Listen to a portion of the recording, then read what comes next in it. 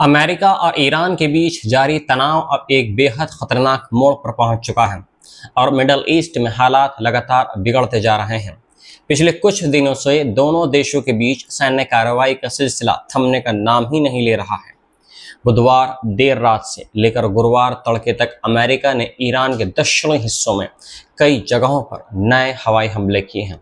इन हमलों के बाद अहवाज, बंदर अब्बास, केशम, चाबहार और रास और कोनारक समेत कई शहरों में जोरदार धमाकों की आवाज़ सुनाई दी गई हैं। अमेरिकी सेंट्रल कमांड यानी सेंटिकॉम ने इन हमलों की पुष्टि करते हुए कहा है कि इनका निशाना ईरान की वह सैन्य क्षमताएं थी जिन्हें अमेरिका स्ट्रेट ऑफ हार्मोज से गुजरने वाले जहाज़ों के लिए खतरा मानता है। लेकिन इन हमलों का असर सिर्फ सैन्य ठिकानों तक सीमित नहीं रहा है। सबसे दर्दनाक खबर अहवाज शहर से सामने आई है, जहां एक हमला एक कैंसर अस्पताल के बिल्कुल ऊपर हुआ है। धमाका इतना जबरदस्त था कि आसपास के मकानों के शीशे टूट गए और अस्पताल में मौजूद लोग अफरा तफरी की वजह से बाहर निकलने लगे। कोई अपने बच्चों को गोद में लेकर बाहर भाग रहा था, कोई डॉक्टरों से मदद की गुहार लगा रहा था। अस्पताल प्रशासन ने तुरंत फैसला लेते हुए पूरे अस्पताल को खाली कराया और लगभग 200 बच्चों को शहर के दूसरे अस्पतालों में सुरक्षित पहुंचाया गया। राहत की बात यह रही कि किसी भी बच्चे के घायल होने की इसमें पुष्टि नहीं हुई है, लेकिन अस्पताल को फिलहाल अस्थायी रूप से बंद कर दिया गया है। इस घटना ने एक बार फिर दुनिया को यह सोचने पर मजबूर कर दिया है कि युद्ध की सबसे बड़ी कीमत आखिर मासूम बच्चे और आम नागरिक ही क्यों चुका रहे हैं। इसी दौरान केशम द्वीप से भी लगातार धमाकों की खबरें सामने आई हैं।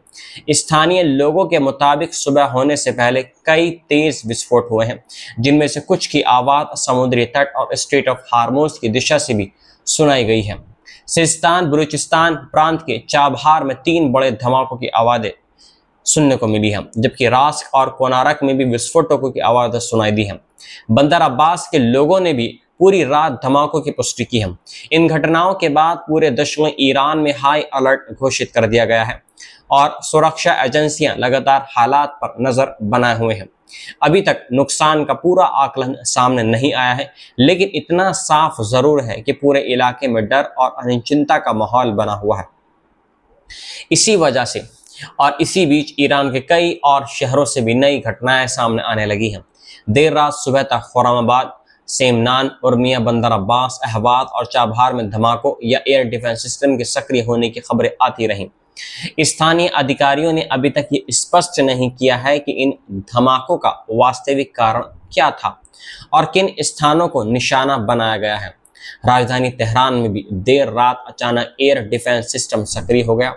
ईरानी मीडिया के अनुसार परचीन और पख्तर के आसपास संदिग्ध हवाई गतिविधियां देखी गई हैं, जिसके बाद सुरक्षा बलों ने तुरंत एयर डिफेंस सिस्टम चला दिया। कुछ देर के बाद तेहरान प्रांत में IRGC के जनसंपर्क विभाग ने बयान जारी कर कहा कि पगदश्त में सुनाई देने वाली धमाके जैसी आवाज़ किसी हमले की नहीं, बल्कि परचीन के जो एरिया है वहां पर एयर डिफेंस सिस्टम के ऑपरेशन की थी। अधिकारियों ने कहा कि किसी मिसाइल या ड्रोन का कोई प्रभाव जमीन पर नहीं पड़ा है और यह पूरी तरह एक रक्षात्मक कार्रवाई थी। हालांकि लगातार बजते सायरन और अस्पताल में हो रही गतिविधियों ने आम लोगों की चिंता को और ज्यादा बढ़ा दिया है। केशम द्वीप पर भी एक और धमाके की आवाज सुनाई दी है। हॉर्मोज़गान प्रशासन ने बताया कि अमेरिकी हमलों के दौरान सूजा इलाके की एक फिश मील फैक्ट्री का कुछ हिस्सा मामूली रूप से क्षतिग्रस्त हुआ है, लेकिन उस समय फैक्ट्री खाली थी, इसलिए किसी के हाथ होने की कोई सूचना नहीं मिली है। दूसरी ओर चाबहार से भी नए धमाके की खबर सामने आई है। महर न्यूज एजेंसी के अनुसार खबदाम के पास 2 प्रोजेक्टाइल गिरने की सूचना मिली, जबकि फारस न्यूज एजेंसी ने सेमनान में हुए विस्फोट की पुष्टि की है। हालांकि उसके सोर्सेज की आधिकारिक जानकारी अभी सामने नहीं आ पाई है। इस बीच ईरान की इस्लामिक रेवोल्यूशनरी गार्ड कॉर्प्स यानी IRGC ने दावा ये किया है कि उसने अंदिमेश के ऊपर उड़ रहे एक अमेरिकी MQ-9 रिपर ड्रोन को मार गिराया है। इस दावे की अभी तक किसी स्वतंत्र सोर्सेज से पुष्टि नहीं हो सकी है, लेकिन यदि ये सही साबित होता है तो ये अमेरिका और ईरान के बीच सीधे सैन्य टकराव का एक और बड़ा संकेत माना जाएगा। इसी सैन्य तनाव के बीच एक ऐसी खबर भी सामने आई है जिसने पूरी दुनिया का ध्यान अपनी ओर खींच लिया है। अमेरिकी राष्ट्रपति डोनाल्ड ट्रंप ने घोषणा की है कि ईरान ने एक अमेरिकी नागरिक को रिहा कर दिया है, जिसे दिसंबर 2024 से हिरासत में रखा गया था। ट्रंप ने सोशल मीडिया पर कहा है कि वे महिला सुरक्षित रूप से ईरान से बाहर निकल चुकी है और उसकी हालत अब ठीक है।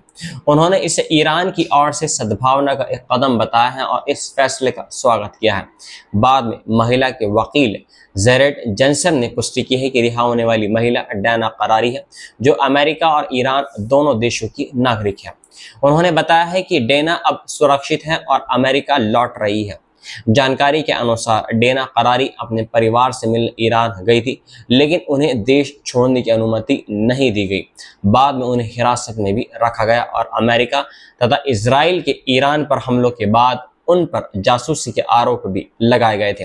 रिपोर्ट्स के मुताबिक डेना करारी एक अमेरिकी टेक्नोलॉजी कंपनी में काम करती हैं और ईरान में गरीब और ज़रूरतमंद बच्चों के लिए एक चैरिटी भी चलाती हैं। उनके वकील का कहना है कि उनकी रिहाई राष्ट्रपति ट्रंप और उनकी टीम की लगातार कोशिशों का एक परिणाम है। ये घटनाक्रम इसलिए भी काफ़ी महत्वपूर्ण माना जा रहा है क्योंकि जिस समय दोनों देशों के बीच मिसाइलें चल रही थी, उसी समय एक बंदी की रिहाई ने कूटनीतिक स्तर पर उम्मीद की एक छोटी सी किरण भी दिखाई दी है। लेकिन हालात यही नहीं रुके हैं। अमेरिका और ईरान के बीच बढ़ते तनाव का असर अब पूरे खाड़ी क्षेत्र में दिखाई देने लगा है। कुवैत और बहरीन ने दावा ये किया है कि उन्होंने ईरान की ओर से आए कई हवाई हमलों को अपनी एयर डिफेंस सिस्टम की मदद से नाकाम कर दिया है, यानी इंटरसेप्टेड कर दिया है। कुवैत की मिलिट्री के अनुसार ईरानी ड्रोन उनके हवाई एरिया की जो और बढ़ रहे थे, जिसके बाद एयर डिफेंस सिस्टम सक्रिय किया गया और सभी संदिग्ध ड्रोन को रास्ते में ही मार गिराया गया है। इस कार्रवाई के दौरान कुवैत के कई इलाकों में तेज धमाकों की आवाज़ें सुनाई दी हैं, जिन्हें अधिकारियों ने इंटरसेप्शन ऑपरेशन का एक हिस्सा बताया है। प्रशासन ने लोगों से घरों में रहने और सुरक्षा एजेंसियों के निर्देशों का पालन करने की अपील की है। उधर बहरीन ने भी दावा ये किया है कि उसकी एयर डिफेंस फोर्स ने कई हवाई खतरों को सफलतापूर्वक नष्ट कर दिया है। बहरीन की होम मिनिस्ट्री ने पूरे क्षेत्र में एयर रेड सायरन बजा दी और लोगों से कहा कि वे तुरंत सुरक्षित स्थानों पर चले जाएं। कुछ समय तक पूरे देश में हाई अलर्ट की स्थिति बनी रही है। सड़कें लगभग खाली हो गई थी, लोग घरों और सुरक्षित ठिकानों में चले गए और सुरक्षा एजेंसियां लगातार आसमान पर नजर बनाए रही हैं। इन सभी घटनाओं ने एक बार फिर ये साफ कर दिया है कि स्ट्रेट ऑफ हार्मोज का संकट अब सिर्फ अमेरिका और ईरान के बीच का विवाद नहीं रह गया है। इसका असर पूरे खाड़ी क्षेत्र की सुरक्षा, वैश्विक तेल आपूर्ति, समुद्री व्यापार और दुनिया की अर्थव्यवस्था पर पड़ रहा है। पहले पाकिस्तान की मध्यस्थता में दोनों देशों के बीच तनाव कम करने और स्थायी शांति की दिशा में एक समझौते की कोशिश की गई थी, लेकिन मौजूदा हालात बता रहे हैं कि वह प्रयास फिलहाल सफल होते अब दिखाई नहीं दे रहे हैं। दोनों पक्ष लगातार सैन्य कार्रवाई कर रहे हैं और कूटनीतिक बातचीत लगभग अब बिल्कुल ठहर सी गई है, बिल्कुल रुक गई है। आज मिडल ईस्ट के हालात ऐसे हैं जहां हर नई सुबह किसी नए धमाके, किसी नई सैन्य कार्रवाई और किसी नई चिंता की खबर लेकर आ रही है। आम लोग अपने परिवारों की सुरक्षा को लेकर डरे हुए हैं। अस्पतालों में मरीजों को दूसरी जगह भेजा जा रहा है। शहरों में सायरन बज रहे हैं, एयर डिफेंस सिस्टम लगातार एक्टिव हो रहे हैं और पूरी दुनिया की निगाहें अब इस बात पर टिकी हैं कि आने वाले घंटे और दिनों में हालात शांत होंगी या नहीं। ये संघर्ष और भी बड़े युद्ध का रूप ले लेगा। फिलहाल इतना जरूर तय है कि मिडल ईस्ट का ये संकट अब केवल क्षेत्रीय नहीं बल्कि पूरी दुनिया के लिए चिंता का विषय बन गया है और इसका असर आने वाले समय में वैश्विक राजनीति, तेल बाजार और अंतर्राष्ट्रीय सुरक्षा पर साफ दिखाई दे रहा है।